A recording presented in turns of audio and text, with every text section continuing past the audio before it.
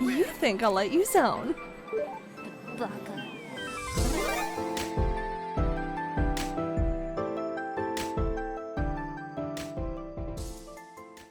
Well, this one's a weird one for Spooky Month, if I have the timing down correct when this releases, but if it does, then welcome as I explore the platformer from the early 2000s before the mascot platformer went extinct, and all you have left is indie titles and that dinosaur that is Ratchet & Clank. But I'm not reviewing those games, but Voodoo Vince. Well, to be correct, this is the 2017 remaster on the Xbox One and Steam that I'll be reviewing instead. Voodoo Vince is a 2003 platformer developed by developer Beep Industries and published by Microsoft Game Studios for the original Xbox system.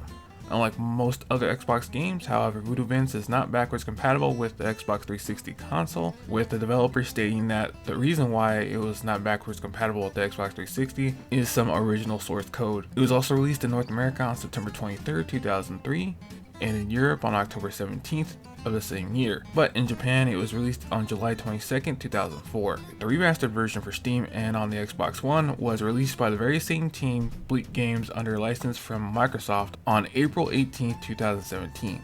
Let's see if Vince has enough of that magic dust in him to show why he got a resurrection instead of just staying on the shelf being an ornament.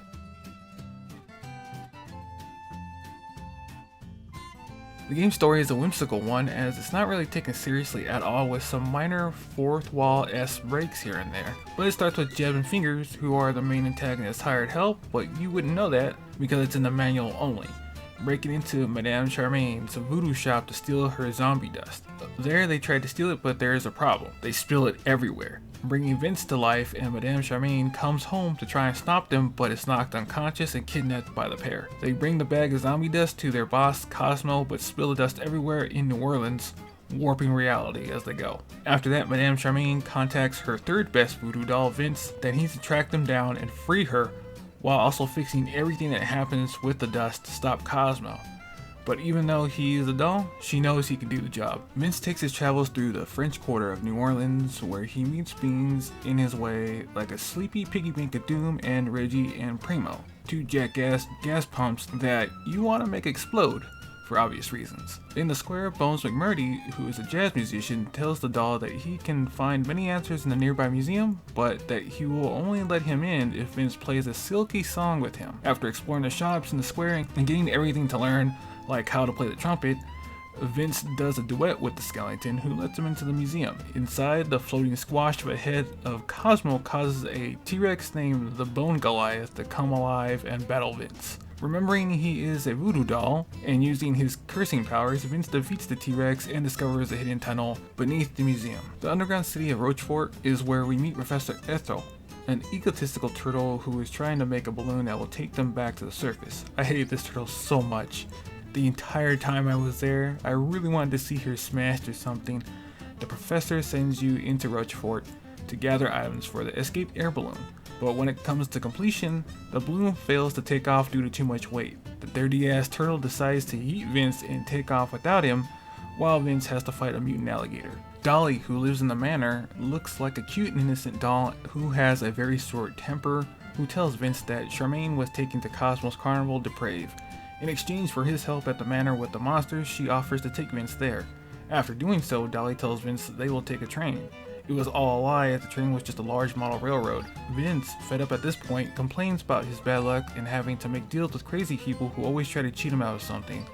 Dolly, pissed and with the help of Cosmo, changes into a larger, more hideous monster and proceeds to attack Vince, destroying everything in the process. Vince using the model railroad to run himself over, thus destroying Dolly with his voodoo powers. After that, he finds a passageway leading out of the manor. In the bayou, home to Crawdad Jimmy, who is in a tough spot recently. Jimmy offers to take Vince to Carnival Deprave, but asks from him to collect some ingredients for the gumbo. After Vince successfully collects the ingredients from around the swamp and wins a swamp boat race for no reason other than just to waste time, Crawdad Jimmy reveals that he works for Cosmo, who unleashes Hurricane Hannah to get rid of Vince. Using some propeller fans and a windmill, Vince manages to calm the hurricane and make his way to Carnival Deprave.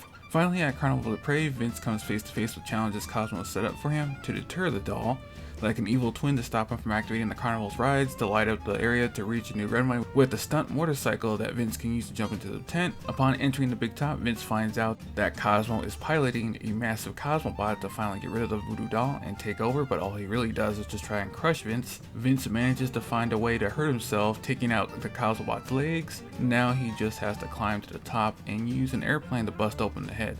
Inside the head, Vince has one last challenge, with everything he has learned to platform his way to the ring and destroying the robot. Vince manages to get out just in time before the robot explodes, but forgets why he was on this quest in the first place. As he flies away, he then remembers Madam Charmaine and turns around for her, but she's in a very foul mood as she says maybe next time before he blows up a robot, how about freeing her first? At the end of the adventure, Kosmo attempts one last time to use his last bit of zombie dust on Madam Charmaine, but she repels the spell, and using some zombie dust Vince has collected, he gives it to Madam Charmaine, and she uses her magic to turn Kosmo and his henchmen into balloon animals. Vince, who has had enough of Kosmo, pops them using his powers. At last, Vince and Madam Charmaine start the trip back home to the shop. The last thing Vince questions Madam Charmaine on: if she's so powerful, why can't she provide a decent home or even a second eye for Vince? Because he hates the depth perception, with Charmaine saying that's just how it is. But I really feel that she's just being lazy and doesn't want to do it.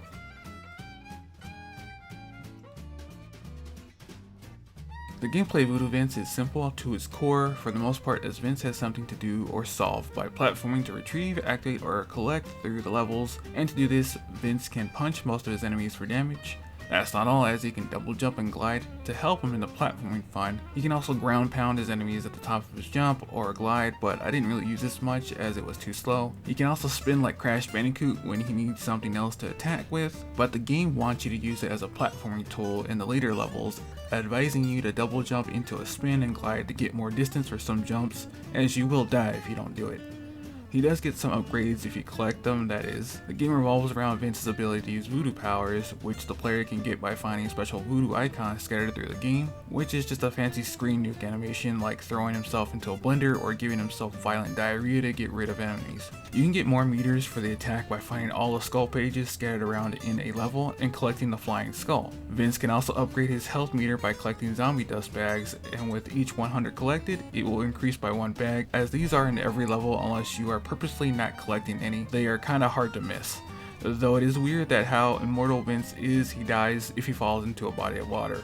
But it's okay as long as you collect hearts to increase your life counter. To refill the bars, you want to defeat enemies as they will drop dust to refill health and beads to refill Vince's voodoo meter, but be warned as they can take more than 1 hit to defeat. Voodoo Vince is not just platforming, but most is centered around it, as there are a few mini games to give it variety, like a riding sequence where Vince has to ride a rat to get hit by rocks to defeat a boss, or an on-rail shooter at the carnival to turn the power back on. There's 2 extra upgrades that are story related, but one I rarely use because it's for helping you find the skull cards, as Vince has a detective mode that will show you the location of the cards in a level that he is in if you're having a tough time finding them all. The other is Vince being able to swing from his needle and thread.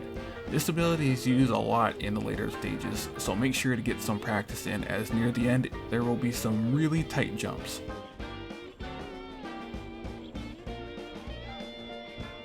Voodoo Vince is an okay platformer. I mean, it's not a must buy or anything, but if you want to check out what platformers were like near the end of their popularity, then getting this one on a sale may be for you.